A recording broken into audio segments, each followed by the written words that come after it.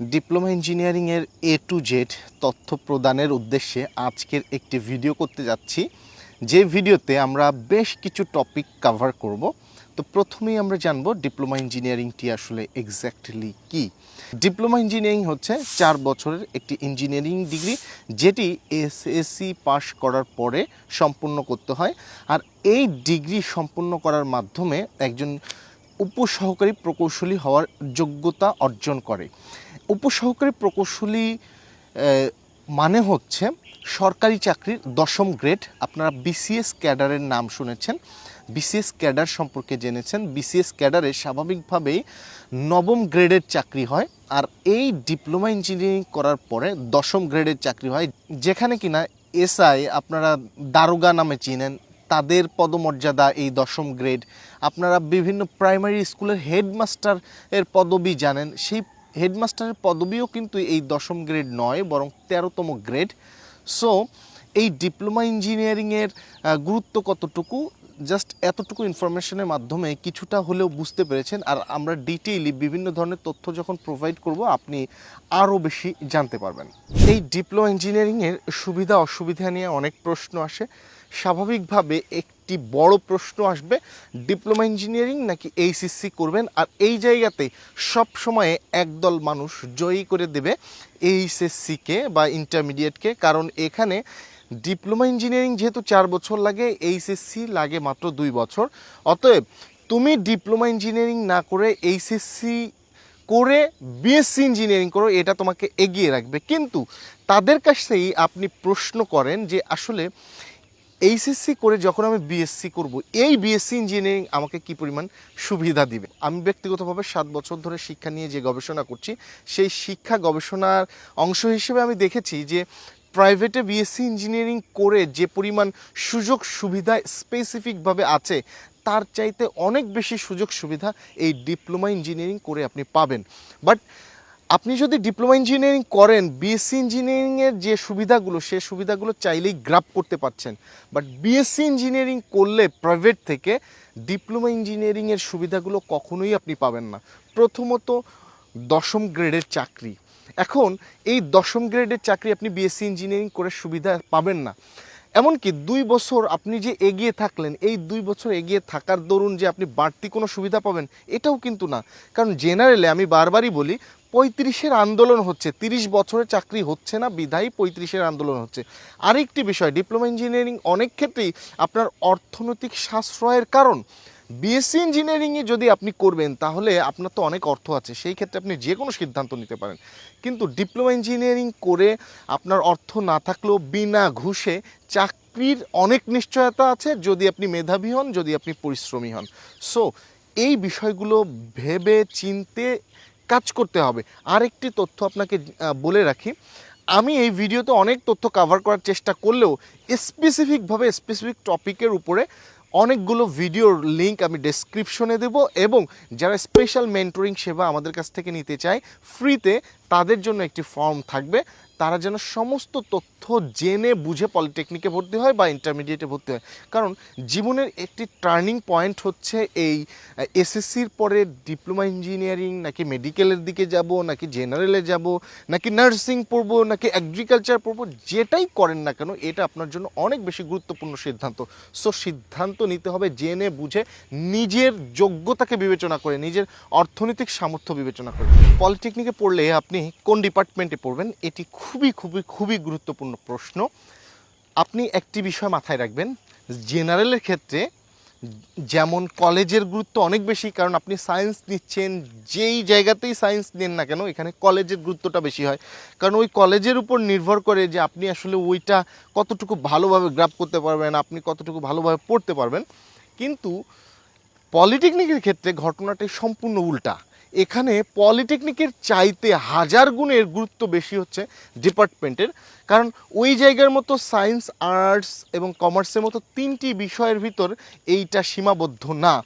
এখানে 33টা ডিপার্টমেন্ট আছে, যেখানের 4 থেকে 5টি ডিপার্টমেন্টের সরকারি চাকরি অ্যাভেলেবেল আছে এবং বেসরকারি চাকরিও এই সকল ডিপার্টমেন্টে অনেক বেশি, এবং এই সকল ডিপার্টমেন্টেরই শাখা প্রশাখা হিসেবে অনেকগুলো ডিপার্টমেন্টের উৎপত্তি হয়েছে। তো আপনাকে জানতে হবে বাংলাদেশের এই মুহূর্তে ডিমান্ডেবল সাবজেক্ট কোনগুলো, ডিমান্ডেবল ডিপার্টমেন্ট কোনগুলো, আর সেই ডিমান্ডেবল ডিপার্টমেন্টগুলো সম্পর্কে আমি প্রাথমিক একটি ধারণা দিচ্ছি। এগুলো সম্পর্কে গুগলে, ইউটিউবে যথেষ্ট ইনফরমেশন আছে, আপনি এগুলো নিয়ে সার্চ করবেন, জানবেন, কারণ আমি আপনাকে তথ্য জানার সূত্রপাত দিচ্ছি। প্রথম হচ্ছে সিভিল ইঞ্জিনিয়ারিং। এই সিভিল ইঞ্জিনিয়ারিংয়ের প্রচুর সরকারি চাকরি আছে, বিশেষ করে এলজিইডিতে এই যে সাম্প্রতিক একটি নিয়োগ চলছে যেখানে 500-600 লোক সরকারি চাকরির জন্য নিয়োগ দেওয়া হচ্ছে। এরপরে আপনার এই সিভিল ইঞ্জিনিয়ারিংয়ের দেখবেন যে এলজিইডি, রাজু, পানি উন্নয়ন বোর্ড, শিক্ষা প্রকৌশল, এরকম অনেক সরকারি চাকরির সুযোগ আছে। আর রিয়েল এস্টেট কোম্পানিগুলো বাংলাদেশের বর্তমান গ্রোয়িং একটা সেক্টর, যেখানে আপনি দেখছেন ঢাকা নয়, শুধুমাত্র ঢাকার বাইরে আশেপাশে এমনকি গ্রামগঞ্জেও ভবন নির্মাণের এক প্রতিযোগিতা শুরু হয়েছে। অবকাঠামোগত যে রোড ঘাট, ব্রিজ, কালভার্ট নির্মাণের একটা প্রতিযোগিতা শুরু হয়েছে, সবগুলোই সিভিল ইঞ্জিনিয়ারিংয়ের এক উদাহরণ। এছাড়াও আরও ডিপার্টমেন্ট আছে, সেটি হচ্ছে গুরুত্বপূর্ণ একটি ডিপার্টমেন্ট ইলেকট্রিক্যাল ডিপার্টমেন্ট। আপনারা দেখতে পাচ্ছেন যে এখানে কারেন্টের যে সাবস্টেশনের কারেন্টের লাইন, এই জায়গাতেই ওয়ারিং করাটা আসলে ইলেকট্রিক্যাল ইঞ্জিনিয়ারের কাজ না। ইলেকট্রিক্যাল ইঞ্জিনিয়ারের কাজ মূলত হচ্ছে যে বিদ্যুৎ উৎপাদন করা, বিদ্যুৎ বন্টন করা, অর্থাৎ এই জায়গায় উৎপাদন, বিপণন, এগুলো সংক্রান্ত কাজ হচ্ছে ইলেকট্রিক্যাল ইঞ্জিনিয়ারের, নট ওয়ারিং করা। এগুলো পার্ট, ক্ষুদ্র পার্ট, বাট মূল কাজ কিন্তু এটা না। এই ইলেকট্রিক্যাল ইঞ্জিনিয়ারের কাজ হচ্ছে আপনার পিডিবি, পিজিসিবি, ইজিসিবি, আপনি পল্লী বিদ্যুৎ যেটাকে চিনেন, বিআরইবি বলে, এইরকম যে সকল সংস্থাগুলো বিদ্যুৎ প্রোভাইড করে থাকে, সেই সকল জায়গাতে চাকরি আছে, প্রচুর চাকরি আছে, এবং এখানকার বেতন স্ট্যান্ডার্ডও অনেক ভালো। এখানকার বেতন 35,000 থেকে শুরু করে 70-80,000 লাখ টাকা পর্যন্ত হয়ে থাকে। সো এই যে চাকরিগুলো যদি পেতে চান, এই জায়গার বেশিরভাগ চাকরি হচ্ছে স্বায়ত্তশাসিত। সো এগুলো সম্পর্কে আপনার জানতে হবে যে ইলেকট্রিক্যাল ডিপার্টমেন্টের কাজগুলো সম্পর্কে আমি প্রাথমিক ধারণা দিলাম যে কী ধরনের কাজ, স্যালারি স্ট্রাকচার কেমন। আর এরপরে আরও একটি ডিপার্টমেন্টের কথা যদি বলি, যে মেকানিক্যাল ডিপার্টমেন্ট হচ্ছে এভারগ্রিন একটা ডিপার্টমেন্ট। এটি আমাদের জীবনকে গতিময় করছে। আর এই মেকানিক্যাল ডিপার্টমেন্টের কাজ হচ্ছে বিভিন্ন ধরনের গাড়ি তৈরি, যন্ত্রাংশ তৈরি, বিমান, মানে যত ধরনের যানবাহন আছে সেই যানবাহনগুলোর তৈরি, ডেভেলপমেন্ট নিয়ে হচ্ছে কাজ করে। আর বাংলাদেশে মেকানিক্যাল ডিপার্টমেন্টের গভর্নমেন্ট চাকরি সব জায়গাতে কম বেশি করে আছে, খুব বেশি নাই, বাট সব জায়গাতে অল্প অল্প করে হলে আছে। পাওয়ার স্টেশনগুলোতে আছে, বিভিন্ন ইন্ডাস্ট্রিতে আছে। এছাড়াও বেসরকারিতে অনেক চাকরি আছে। আর একটি ডিপার্টমেন্ট, সেটি হচ্ছে কম্পিউটার ডিপার্টমেন্ট, যেই ডিপার্টমেন্টের চাহিদা শুধুমাত্র বাংলাদেশ জুড়ে নয়, এটি বিশ্ব জুড়ে আপনার চাহিদা। আপনি যদি স্কিলড হতে পারেন, বাংলাদেশে বসেও আসলে বিশ্বের যে কোনো নামি দামি কোম্পানিতে চাকরি করতে পারবেন। আপনার স্কিলের উপর বেসিস করে আপনি 10,000 থেকে শুরু করে 10 লক্ষ টাকা না, 10 কোটি টাকা উপার্জনের সুযোগ আছে। আপনি জানেন যে কিছুদিন আগে আমি একটা ভিডিও করেছিলাম যেখানে আমাদের পলিটেকনিকের এক ভাই ডুয়েটে পড়ার পরে তিনি আসলে ফেসবুকে চাকরি করছেন, তার বাৎসরিক বেতন আছে 4 কোটি টাকা। সো এভাবে আসলে সাফল্য, একজনের সাফল্য দিয়ে আসলে কম্পিউটার ডিপার্টমেন্টের সাফল্যকে মেজার করা কখনোই পসিবল না। বাট আমি যেটা বোঝাতে চাইছি যে কম্পিউটার ডিপার্টমেন্টের স্কিল যদি অর্জন করতে পারেন, সেটার ব্যাপ্তি অনেক দূর। গভর্নমেন্টে আইসিটি মিনিস্ট্রি বর্তমানে আসলে এই সেকশনে অনেক বেশি গুরুত্ব দেওয়া, সরকারি চাকরির সুযোগ সৃষ্টি হয়েছে প্রায় প্রত্যেকটা সেকশনে। সো এই জায়গাতে আইসিটি মিনিস্ট্রির অধীনে চাকরির সুযোগ যেমন বাড়ছে ডে বাই ডে, একই সাথে বেসরকারি অর্গানাইজেশনের সবচেয়ে বেশি ডিমান্ডেবল সেক্টর হচ্ছে কম্পিউটার ডিপার্টমেন্ট। তো আমি আপনাদেরকে সাজেস্ট করব মৌলিক এই 4টি ডিপার্টমেন্টের ভিতরে আপনাদের ডিপার্টমেন্ট সিলেকশনটাকে প্রায়োরিটি দেবেন। আরেকটি বিষয়, সেটি হচ্ছে আমি প্রথমেই বলেছিলাম যে ডিপার্টমেন্টের গুরুত্ব পলিটেকনিকের চাইতে অনেক অনেক বেশি। বাট আপনি যদি ভালো একটি ডিপার্টমেন্ট সহ ভালো একটি পলিটেকনিকে পড়তে পারেন, নিঃসন্দেহে এটি আপনার জন্য অনেক বেশি পজিটিভ হবে। সো সেই ক্ষেত্রে পলিটেকনিকের দিক বিবেচনা করে আপনি ফার্স্ট প্রায়োরিটি দিবেন হচ্ছে, আপনার যদি জিপিএ 5 থাকে, অথবা 4.75 প্লাস থাকে, সেই ক্ষেত্রে আপনি রাজধানী শহর ঢাকা সমেত আপনি বিভাগীয় শহরগুলোকে প্রায়োরিটি দেবেন। আর আপনার যদি 7.50 নিচে পয়েন্ট থাকে, আপনি ফার্স্ট প্রায়োরিটি দিবেন ডিপার্টমেন্ট ভালো উল্লেখ করে জেলা শহরের যে সকল পলিটেকনিকগুলো আছে। আর স্পেসিফিকভাবে আপনি মেন্টরিং সেবা পাওয়ার জন্য আমাদের সাপোর্ট নিতে পারেন। এই জন্য আমরা একটি গুগল ফর্ম আপনাকে ডেসক্রিপশনে দিচ্ছি, যে ক্ষেত্রে আসলে আপনার স্পেসিফিক প্রবলেম অনুযায়ী আপনাকে আমরা সাপোর্ট দিতে পারবো এবং এটি সম্পূর্ণ ফ্রি। তবে আপনি সরকারি পলিটেকনিকে পড়বেন নাকি বেসরকারি পলিটেকনিকে পড়বেন, এর সাথে আসলে গুরুত্বপূর্ণ একটি সিদ্ধান্ত জড়িত। কারণ সরকারি এবং বেসরকারি পলিটেকনিকের ভিতরে মৌলিক কিছু পার্থক্য না থাকলেও বাস্তবিক অর্থে মানুষের ধারণাগত কিছু পার্থক্য আছে, ফলে জব ক্ষেত্রেও এর একটা প্রভাব লক্ষ্য করা যায় বলে আমি মনে করি। সেই ক্ষেত্রে আপনারা যদি সরকারি পলিটেকনিকে চান্স না পান, বেসরকারি পলিটেকনিকে পড়ার আগে হাজারবার ভাবার কথা আমি বলছি, কারণ এখানে আপনাকে লক্ষ লক্ষ টাকা খরচ করতে হবে। কিন্তু সেই ক্ষেত্রে আপনি যদি বেসরকারির ভিতরও সেরা মানের পলিটেকনিকে ভর্তি না হন, এই জায়গা থেকে কামব্যাক করাটা খুব কঠিন হবে। কারণ সেই জায়গার যে পরিবেশগত কারণে হোক, সেখানকার মেধাবীদের মিলন মেলা তুলনামূলক কম হওয়ার কারণে হোক, আপনার নিজেকে টিকিয়ে রাখা, নিজেকে চ্যালেঞ্জ অ্যাকসেপ্ট করে গড়ে তোলা, এটা কিছুটা হলেও কঠিন হবে। আর এই জায়গাতে সরকারি চাকরির ক্ষেত্রে নেগেটিভ মনোভাব কতটুকু আছে, ইন্টারভিউ বোর্ডে কতটুকু পজিটিভিটি কাজ করে, এই জায়গাতে কোনো ধরনের প্রভাব পড়ুক বা না পড়ুক, বেসরকারি চাকরির ক্ষেত্রে ভালোই একটা নেগেটিভিটির লক্ষ্য করা যায়। বিশেষ করে রিক্রুটমেন্ট যারা করে থাকেন তাদের ক্ষেত্রে একটা মনোভাব কাজ করে যে আসলে কতটুকু কাজ শিখেছে, কতটুকু স্কিলড হয়েছে, আসলে তাদের হাতের মার্কসটা কি বেশি দিয়ে দিয়েছে কিনা। এই সংক্রান্ত বিষয়গুলো আমরা স্টেপ বাই স্টেপ বিভিন্ন ভিডিওগুলোতে আলোচনা করব, যাতে করে আপনারা অনেক বেশি তথ্য জানতে পারবেন। কিন্তু আমি বেসিকভাবে কিছু তথ্য তুলে ধরার চেষ্টা করছি। মৌলিক পার্থক্য বেসরকারি এবং সরকারি পলিটেকনিকের ভিতর নাই, তবে সরকারি পলিটেকনিকে চান্স না পেলে বেসরকারিতে আপনাকে অর্থ খরচ করতে হবে এবং সেখানকার পাঠদানের পরিবেশ নিশ্চিত করে সরকারি পলিটেকনিকের মতো হবে না। এবং এই জায়গাতে সামাজিক রোষানলে সরকারি পলিটেকনিকের চাইতেও বেসরকারি পলিটেকনিকে বেশ খানিকটা বেশি পড়তে হবে। এই ক্ষেত্রে আপনাকে বেসরকারি পলিটেকনিকে ভর্তি হওয়ার পূর্বে হাজারবার যাচাই করতে হবে আপনি কি রাইট ডিসিশন নিচ্ছেন কিনা, সঠিক পলিটেকনিকে ভর্তি হচ্ছেন কিনা। পলিটেকনিকে ভর্তির যোগ্যতা হচ্ছে এসএসসিতে আপনাকে 3 জিপি অর্জন করতে হবে, সেই সাথে আপনাকে ম্যাথমেটিক্সে আলাদাভাবে জিপিএ 3 পেতে হবে, তবেই আপনি পলিটেকনিকে আবেদন করতে পারবেন। তবে পড়ার জন্য যে যোগ্যতার প্রয়োজন হবে, গতবারের অভিজ্ঞতা অনুযায়ী আমরা বলতে পারি গত বছর 2,83,000 এ প্লাস পেয়েছিল, বাট এই বছর 1,00,000 এ প্লাস কমে 1,82,000 বা 83,000 এ প্লাস পেয়েছে। সেই ক্ষেত্রে গত বছরের তুলনায় এবছরের প্রতিযোগিতাটা কিছু কম হবে, অর্থাৎ এ প্লাস পেলে চান্স পাওয়ার সম্ভাবনা এবার অনেক অনেক অনেক বেশি। তবে 4.50 উপরে যে কোনো শিক্ষার্থী তার পছন্দের ডিপার্টমেন্টে চান্স পাওয়ার পূর্ণ আশা রাখতে পারে।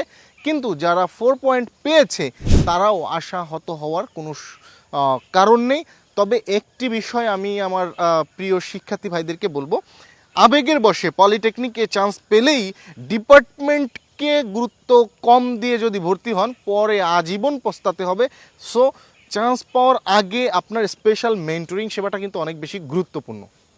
কারণ আপনি যদি একজন যোগ্য ব্যক্তির কাছ থেকে, একজন সফল ব্যক্তির কাছ থেকে, একজন শিক্ষা গবেষকের কাছ থেকে বা একদল শিক্ষা গবেষকের কাছ থেকে, বা যিনি আসলে এই বিষয় সম্পর্কে পর্যাপ্ত জানেন তার কাছ থেকে পরামর্শ না নিয়ে ভর্তি হন, তাহলে আসলে হয় কি যে সময় গেলে সাধন হবে না বলে একটা কথা আছে না, আপনি সিদ্ধান্ত নিলেন, ভর্তি হলেন, মনে করলেন, এই মনে করা দিয়ে তো আপনার জীবনের এই চূড়ান্ত সিদ্ধান্তটি আর ফিরে পাবেন না।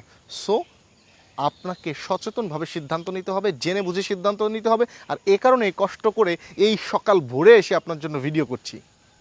পলিটেকনিকে ভর্তির বিভিন্ন বিষয় আপনাকে জানতে হবে। অনেক শিক্ষার্থী মনে করেন যে পলিটেকনিকে পড়ার খরচ অনেক কম, অনেকে মনে করেন পলিটেকনিকে পড়লে খুব কম পড়াশোনা করে পাশ করা যায়, অনেকেরই ধারণা থাকে যে আমি ডিপ্লোমা ইঞ্জিনিয়ারিং করলেই চাকরি হয়ে যাবে। এগুলো সবই এক একটা ভুল কনসেপ্টের উপরে অনেক শিক্ষার্থী ভর্তি হয়, ফলে এই ভুল কনসেপ্ট বের হয়ে আসতে পারে না বিধায় এখানে পর্যাপ্ত সুযোগ থাকার ফলেও সে ওইটা থেকে বের হয়ে আসতে পারে না এবং সে সাকসেস হইতে পারে না। সো আপনাকে জানতে হবে সঠিক ইনফরমেশন। প্রথমেই এখানে খরচ করবেন না আর সফল হয়ে যাবেন, এটা কখনোই সম্ভব হবে না। কারণ প্রথমত আপনি যেহেতু পড়াশোনা করছেন, আপনার অনেক ফ্রেন্ড আছে যারা এখন গভর্নমেন্ট চাকরির দিকে চলে যাচ্ছে বা আগামী 1-2 বছর পর গভর্নমেন্ট চাকরি পাবে, অর্থাৎ পুলিশ, সেনাবাহিনী এই চাকরিগুলো পাবে। ফলে যেটা হবে সে কিন্তু অর্থ উপার্জনের দিকে নিজেকে এগিয়ে নিয়ে গেল। এখন একজন মানুষ হিসেবে, একজন শিক্ষার্থী হিসেবে আপনি যেহেতু পড়াশোনায় বিনিয়োগ করছেন, তার মানে মাথায় রাখেন আপনি প্রথমে উপার্জন করছেন না, সেটি যে কাজই করেন। আপনার অনেক ফ্রেন্ড আছে যারা 5 থেকে ঝরে গিয়েছে, এসএসসির আগেই ঝরে গিয়েছে। তো এই অবস্থায় তারা কিন্তু একটি বিষয় দেখবেন যে তারা উপার্জন করছে, আর আপনি পড়াশোনা করছেন কেন? It's a on kind of investment. আপনি এটা ভুলে গেলেই আপনি ভুল করবেন। সো আপনি যখন পলিটেকনিকে পড়বেন, এই পলিটেকনিকে পড়তে গিয়ে আপনাকে প্রত্যেক মাসে কম করে 5,000 টাকা কিন্তু থাকা খাওয়া বাবদ খরচ করতে হবে। এটা হচ্ছে আপনি পড়ছেন বিধায়। একই সাথে আপনাকে এটাও মাথায় রাখতে হবে আপনি কোনো উপার্জন করছেন না। আপনি যদি আপনার ওই ফ্রেন্ডের কথা মনে রাখেন যে 5 থেকে ঝরে গিয়েছে, সে এখন দেখবেন যে মাসে 10 থেকে 15,000 টাকা উপার্জন করে।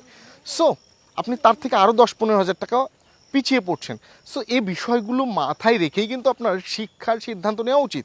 সো পড়াশোনা হচ্ছে একটা বিনিয়োগ। এখানে আপনার 5 থেকে 6,000 টাকা হচ্ছে নিজের খরচ লাগবে। পলিটেকনিককে আপনার খুব বেশি দেওয়া লাগবে না। সরকারি পলিটেকনিক হলে হয়তো 6 মাসের একটা সেমিস্টারের সর্বসাকুল্যে 2 থেকে 3,000 টাকা পলিটেকনিকে বই, registration fee, form fill up ফি বাবদ খরচ করা লাগতে পারে। এই খরচটাই কিন্তু মেইন না, এই জন্যই কিন্তু আমি বললাম যে মাসিক খরচের কথা। সো এটা হচ্ছে একটি বিষয়। আর আপনি যদি বেসরকারি পলিটেকনিকে পড়েন, সেই ক্ষেত্রে আপনাকে প্রত্যেক মাসে নিজের খরচের পাশাপাশি পলিটেকনিককে 1,000, 1,500, 2,000 টাকা পর্যন্ত বা আরও বেশি থাকতে পারে আপনাকে কি করতে হবে? খরচ দিতে হবে, বেতন দিতে হবে। এবং সেই সাথে প্রত্যেক সেমিস্টার শেষে পরীক্ষার আগে আপনাকে সেমিস্টার ফি, রেজিস্ট্রেশন ফি বাবদ আরও মোটা একটা অঙ্কের টাকা প্রোভাইড করতে হবে। কারণ এই সকল প্রতিষ্ঠানে আপনার সাথে একটা কন্ট্যাক্ট হবে যে 4 বছরের জন্য আপনাকে 1 লাখ টাকা বা 1.5 লাখ টাকা বা 2 লাখ টাকা পর্যন্ত দিতে হবে, আরও বেশিও থাকতে পারে। সো সরকারি পলিটেকনিকের আপনার এই খরচটা নাই, বেসরকারি পলিটেকনিকে এই বাড়তি 1.5 থেকে 2 লাখ টাকা খরচ বেশি আছে। সো এই জন্যই আমি আগেও বলেছি যে হাজারবার ভাবা দরকার আছে। এটা হচ্ছে আপনার খরচের বিষয় নিয়ে বললাম। পড়াশোনার বিষয় নিয়ে যদি একটু বলি, অনেক শিক্ষার্থী মনে করে পলিটেকনিকে পড়া নাই, এখানে শুধু চিল আর চিল। এই জায়গাতে আপনার এই চিল বললে কানটা চিলে নিয়ে যাবে, আপনার পড়াশোনা হবে না। আসলে এই জায়গাতে আপনাকে যেটা মাথায় রাখতে হবে, যেই জিনিস সহজ সেই জিনিসের মূল্যায়ন নাই, যেই জিনিস কঠিন সেখানেই মূল্যায়ন। আপনি কিছু না করে পাশ করে গেলেন, আপনার ওই একটা কাগজের সার্টিফিকেট নীল খেতে গিয়েও বানানো যায়। সো এই জন্য ডিপ্লোমা ইঞ্জিনিয়ারিং করার দরকার নাই। আপনাকে ডিপ্লোমা ইঞ্জিনিয়ারিং করতে হলে যে কাজটি করতে হবে, অনেক বেশি পড়তে হবে, অনেক বেশি আসলে ডেডিকেটেড থাকতে হবে। এবং এখানকার সবচেয়ে কঠিন বিষয় হচ্ছে আপনাকে ধারাবাহিক থাকতে হবে। টেস্ট ম্যাচের মতো আপনি একটা 6 মারবেন আর এখানে আপনি বাহবা পাবেন, টেস্টের ক্ষেত্রে কিন্তু এমনটা হয় না। এই ক্ষেত্রে যে কাজটি ঘটে সেটি হচ্ছে আপনাকে একটা ধারাবাহিক প্রক্রিয়ার ভিতর দিয়ে যেতে হয়। এখানে আপনার সপ্তাহে ক্লাস টেস্ট থাকে, কুইজ টেস্ট থাকে, মিড টার্ম পরীক্ষা থাকে, এরপরে ফাইনাল পরীক্ষা থাকে, সবগুলো এবং উপস্থিতির উপর ভিত্তি করেও মার্কস আছে, সবগুলোকে ক্যালকুলেশন করে রেজাল্ট হয়। আপনি হঠাৎ করে এসে ফাইনাল পরীক্ষা দিয়ে ফাটাই দিবেন, এটা কখনোই পসিবল না। আপনি কোনোভাবে হয়তো এভাবে সেভাবে পাস করলেও করতে পারেন, কিন্তু বেশিরভাগ ক্ষেত্রে আপনি যদি এই রেগুলারিটির ভিতর দিয়ে না যান, আপনি ফেল করবেন, এটা হচ্ছে নিশ্চিত। বাট আপনি যখন নিয়মিত ক্লাস করবেন, 2 ঘন্টা পড়বেন, আপনি চাইলেও ফেল করতে পারবেন না। তার মানে পাস করা বা ফেল করাটা যতটা না গুরুত্বপূর্ণ, তার চেয়ে গুরুত্বপূর্ণ হচ্ছে হয় আপনি রেজাল্টের দিক দিয়ে অনেক ভালো রেজাল্ট করেন, অথবা আপনি এভারেজ রেজাল্ট, অর্থাৎ আপনি 3.50 রেজাল্ট করলেন এবং আপনার ডিপার্টমেন্টে যতটুকু স্কিলড হওয়া যায়। কারণ শিক্ষা জীবনে আসলে আমি ভার্সিটিতে পড়েও আসলে যেভাবে কারিকুলাম সেট করা, এই জায়গাতে অত বেশি মানে জ্ঞান অর্জনের পাশাপাশি স্কিলড হওয়ার অপরচুনিটি নাই, বাট আমি জানা থাকে যে এই জিনিসটাতে আমি ভবিষ্যতে স্কিলড হতে চাই, এই জায়গাতে আমি ফোকাস করব। সো আপনি ফোকাসিং পয়েন্টটা যদি বের করতে পারেন আপনি কিন্তু ভালো করবেন। সো এই যে একটা মেসেজ যে না পড়ে পাশ করার প্রবণতা যদি থাকে, ভাই পলিটেকনিকে আসিয়েন না, বরং আপনি ফেল করবেন। আপনি যদি জিপিএ 5 পান আপনি ফেল করবেন, কারণ এখানে অনেক কঠিন, কিন্তু ধারাবাহিক মূল্যায়নের ভিতর দিয়ে যে যাবে তার জন্য অনেক অনেক সহজ। আর বন্ধু বান্ধবের সাথে আপনি খুব বেশি সঙ্গ দিবেন না, এ কারণে যে পলিটেকনিকে একটা ট্রেন্ড আছে, আমি গোপন কিছু তথ্য বলছি, পলিটেকনিকে একটা ট্রেন্ড আছে, শুরু থেকে ক্লাস করতে চায় না। দেখেন আপনি স্কুলে পড়ছেন, ভার্সিটিতেও আমরা আসলে ক্লাস করেছি, সেখানে ক্লাস না করে পারি না। এখানে স্টুডেন্টরা অনেক ক্ষেত্রে যে ক্লাস শুরু হচ্ছে 5 তারিখে, তারা 12 তারিখ থেকে ক্লাস করার সিদ্ধান্ত নেয়। সো এভাবে অনেকে পিছিয়ে যায়, ফলে পাস করে মনে করে যে ব্যাচের সাথে কম্পিটিশন, কিন্তু কম্পিটিশন আপনার ওই ব্যাচের সাথে না, ওই পলিটেকনিকের সাথে না, সারা বাংলাদেশের সাথে। সো নিজেকে প্রিপেয়ার করার জন্য, যোগ্য করে গড়ে তোলার জন্য পরিপূর্ণ তথ্য জেনে পলিটেকনিকে ভর্তি হওয়া উচিত। অনেকেই মনে করে যে আসলে কিছু তথ্য দেয়, পলিটেকনিকের লাখ টাকা বেতনের চাকরি আছে, ঠিক আছে, 6,000 টাকা বেতনের চাকরি আছে, এটাও ঠিক, এবং এই জায়গাতে আপনার বেকার থাকার অপরচুনিটিটা খুবই কম, এটাও ঠিক। কিন্তু সফল হওয়ার জন্য কিন্তু বেকারত্ব হ্রাস পেলেই হয় না। সফল কাকে বলে? সফল হচ্ছে আমার এক্সপেকটেশন ফুলফিল হয়েছে। সো এক্সপেকটেশন যদি ফুলফিল হতে হয়, আপনাকে নির্দিষ্ট গাইডলাইনের ভিতর দিয়ে আপনার পরিবারের কথা মাথায় রেখে, আপনার নিজের ড্রিমের কথা মাথায় রেখেই সিদ্ধান্ত নিতে হবে। সেক্ষেত্রে আপনি জেনারেলে পড়েন বা পলিটেকনিকে পড়েন, যেখানেই পড়েন, আপনার দরকার একটা প্রপার গাইডলাইন। অনেকেই আপনাকে বলবে পলিটেকনিকে পড়েন, দেখবেন সফটম্যাক্স অনলাইন স্কুলের কোনো ভিডিওতে আপনাকে এটা বলা হচ্ছে না সরাসরি আপনি পলিটেকনিকে পড়েন, বলা হচ্ছে সচেতনভাবে যদি পলিটেকনিকে পড়েন তবেই সফল হবেন। কারণ সচেতনবিহীনভাবে পড়লে কোনো লাভ নাই। আমাদের এই চ্যানেলে আমি আবারও বলছি, ডেসক্রিপশনে অনেক ভিডিও আছে, যে ভিডিওগুলো দেখেন, জানেন, বোঝেন। আপনি যদি বুঝে ফিল করেন যে না আমি এই জায়গাতে ভালো করতে পারবো, তবে আপনার জন্য পলিটেকনিক, অন্যথায় না। ডেসক্রিপশনে আরও একটি ফর্ম আছে, যেই ফর্মে আপনি আমাদের থেকে স্পেশাল মেন্টরিং সেবা নিয়ে সচেতন হতে পারবেন। কারণ অনেক ক্ষেত্রে হয় কি, আপনার তো এমন কোনো ভাই নাই, এমন কোনো কাছের মানুষ নাই যে আপনাকে পরামর্শ দিবে। সেক্ষেত্রে মানে উড়ুভাবে অন্যের কাছ থেকে শুনে সিদ্ধান্ত নিয়েন না ভাই। এই জায়গাতে যে সেটা যেটাই হোক, এইচএসসি হোক, আপনি দেখেন আপনার আশেপাশে অনেক অনার্স করা ক্যান্ডিডেট আছে যারা বেকার। বাংলাদেশে এই মুহূর্তে 35-এর আন্দোলন হচ্ছে, অনেকেই বলবে যে এইচএসসি করলে ভালো। কী হিসেবে ভালো ভাই? জেনারেলে থেকে এখন চাকরি নাই বিধায় 30 বছর বয়স পর্যন্ত বেকার থাকার পরেও হচ্ছে না। আমরা উন্নত দেশের সাথে কম্পেয়ার করছি, কিন্তু উন্নত দেশের মানুষগুলো যে 18 বছরে পার্ট টাইম চাকরি করে নিজের স্বপ্ন পূরণ করতে পারে, গাড়ি কিনতে পারে কিস্তিতে, মোবাইল কিনতে পারে কিস্তিতে, আবার ফ্ল্যাট কিনতে পারে কিস্তিতে, আপনি ভাই আমি ভাই অলরেডি তো আপনারও 18-র কাছাকাছি চলে আসছে। সো আমাদের কিন্তু এই অপরচুনিটি নাই।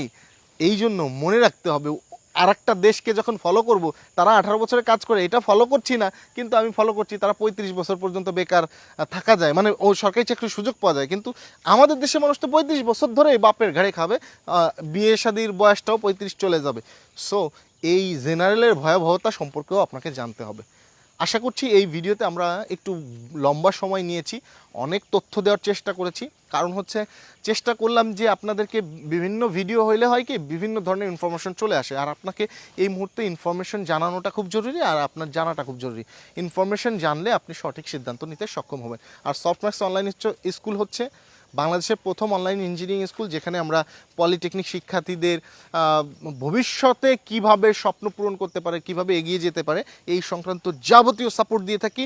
শুধুমাত্র তথ্য বেসিস না, পলিটেকনিকের একাডেমিক পড়াশোনা সংক্রান্ত সাপোর্টও দিয়ে থাকি। এটা স্টেপ বাই স্টেপ আপনারা জেনে যাবেন। ধন্যবাদ সবাইকে।